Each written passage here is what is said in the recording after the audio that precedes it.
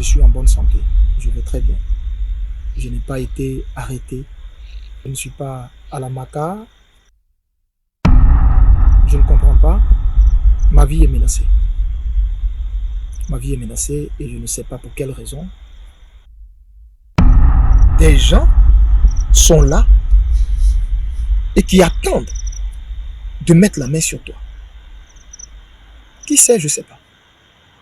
Je ne sais absolument pas du tout. C'est la mort dans l'âme. J'ai dit au Seigneur, mais qu'est-ce que je fais? Il m'a dit, ne te rends pas à cette veille. C'est la mort dans l'âme que j'ai dû me résoudre à ne pas venir à cette veille.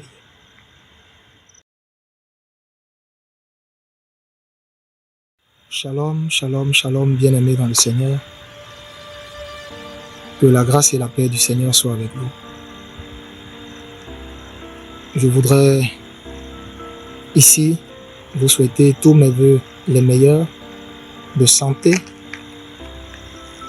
de prospérité, de bénédiction, de grâce abondante et de paix au nom de notre Seigneur Jésus-Christ. Frères et sœurs, c'est votre humble serviteur, prophète Eli Pada. Alors, je fais cette vidéo parce que je suis en ce moment quelque part retiré devant le Seigneur et quelqu'un ici m'a présenté une vidéo que mes responsables ont produit qui se trouve sur ma page en ce moment. J'ai vu la vidéo et dans laquelle mon pasteur et mes collaborateurs faisaient une sortie. Ils étaient complètement débités de ne pas avoir de nouvelles, de ne pas savoir où je me trouve. Je comprends la raison de cette vidéo. Et c'est justement parce que j'ai vu que cette vidéo a beaucoup circulé que je fais maintenant ce direct pour leur dire et dire à toute la Côte d'Ivoire, à tout le corps du Christ, à tous les Ivoiriens, à tous ceux qui se sont inquiétés ou qui s'inquiètent pour moi, à ma famille également, que je vais bien. Je vais bien, je suis en bonne santé, je vais très bien. Je n'ai pas été arrêté, je ne suis pas à la maca, je ne suis pas dans la main du gouvernement. D'ailleurs, le gouvernement n'a lancé aucun mandat contre moi, mais je ne comprends pas. Je ne comprends pas. Ma vie est menacée. Ma vie est menacée et je ne sais pas pour quelle raison. Je ne sais pas qui je dérange. Je ne sais pas qui mon message dérange, qui mes prophéties dérangent. Je ne sais pas. Et quand je vous dis que ma vie est menacée, ma vie est sérieusement menacée. Ma secrétaire reçoit tout le temps des appels téléphoniques de menaces. À un moment donné, je ne sais pas par quel miracle, ils ont mon numéro personnel. On m'appelle, on me fait des menaces. Qui c'est au téléphone? Je ne sais pas. On rappelle sur les numéros ne passent pas. Bien-aimé, je suis prophète du Seigneur. Et vous savez, Jésus m'a enlevé très loin. Jésus m'a enlevé très très loin. Avant, j'étais de ceux qui avaient abandonné la main du Seigneur et croyaient que leur salut était dans le monde, dans le péché. Jésus m'a ramassé de la boue et il m'a accordé sa grâce. De là où Jésus m'a sorti, je lui dois tout. Je lui dois entièrement ma vie. Et il m'a dit, je t'ai sorti de là pour que tu puisses faire connaître ma voix aux nations. Je ne parle contre personne. Je ne prophétise contre personne. Je suis apolitique. On ne m'a jamais vu avec un homme politique. On ne m'a jamais vu avec une organisation politique. Jamais. Alors là, je me tiens loin de tout ça. Je ne veux même pas avoir d'affinité avec personne. À cause du mandat divin qui est sur ma vie, de la mission qu'il m'a confiée. La mission que je détiens de lui, qui est de rendre son message sans compromission. Donc, ce qui fait que je ne suis affilié à aucun parti. Alors, je suis ivoirien. C'est vrai, je suis prophète, mais je suis ivoirien. Je suis père de famille, je suis marié, j'ai des enfants. J'ai une communauté. Et je ne sais pas quels sont ceux qui font ces menaces. Pourquoi ces menaces? Pourquoi ma vie est menacée? Vous n'avez pas idée du nombre de fois où j'ai dû quitter ma maison précipitamment pour me retrouver ailleurs. Avec une femme, à l'époque, enceinte. Je dis bien avec une femme enceinte. Et aujourd'hui, ça continue et ça va en s'empirant. Et je ne sais pas. Je ne sais pas. Je ne sais pas. Je viens à la veillée du 31. Vous savez, j'aime le Seigneur éperdument et profondément. Comme je vous ai dit, Jésus, c'est toute ma vie.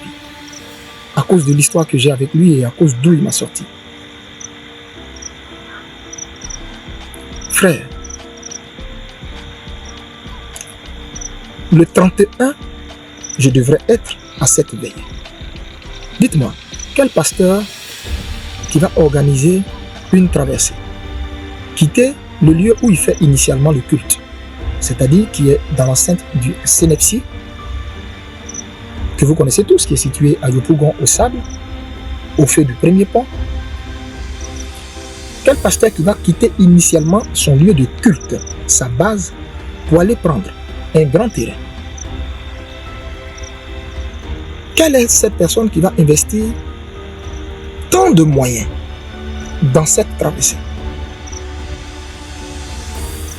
Qui va mettre plus de 5000 chaises et les gens vont venir de partout, depuis 5 heures du matin.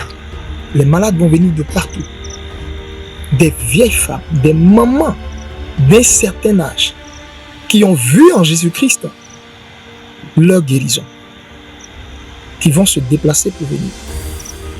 Et l'homme de Dieu délibérément ne va pas venir à cette traversée. Je ne suis pas aussi cruel que ça. Je ne suis pas aussi cruel que ça. Dieu connaît mon amour pour son œuvre.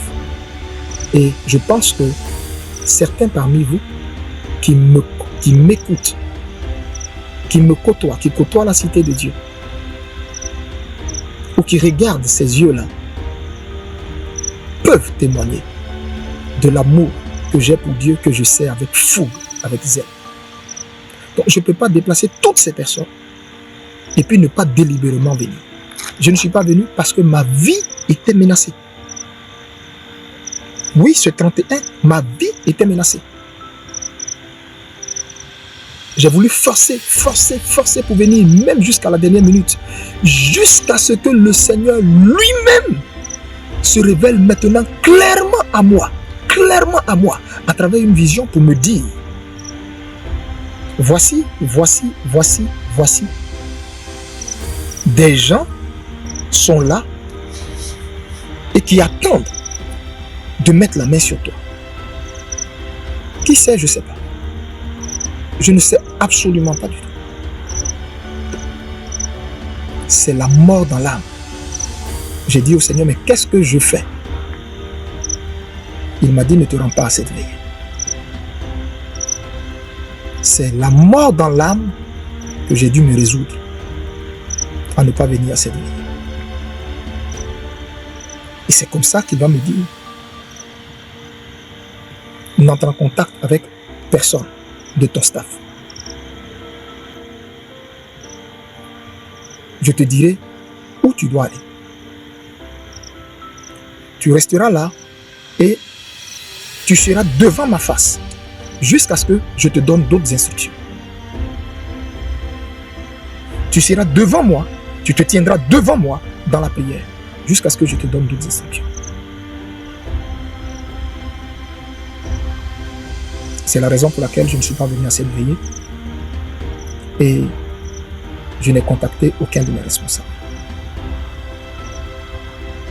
J'imagine probablement le désarroi, la détresse dans laquelle ils étaient.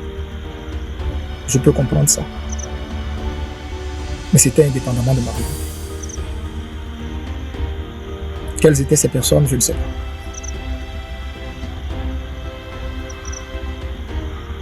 Je voudrais simplement vous dire, et je le répète encore, le gouvernement ne m'a pas jeté en prison. Non, pas du tout. Je ne suis dans aucun bâtiment de la MACA. Non, pas du tout. Le gouvernement n'a émis aucun mandat, aucune plainte contre moi. Non, pas du tout. Je tenais à rétablir ce fait-là. À dire que je n'ai pas reçu une plainte quelconque venant du gouvernement. Non. Mais, je répète, ma vie est en danger.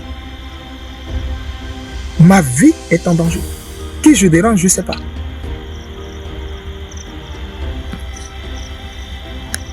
Qui je dérange, je ne sais pas. Je voudrais dire à mes pasteurs, mes collaborateurs, à l'église La Cité de Dieu, à tous les Ivoiriens, à toutes les Ivoiriennes, à tous les hommes de Dieu qui, par solidarité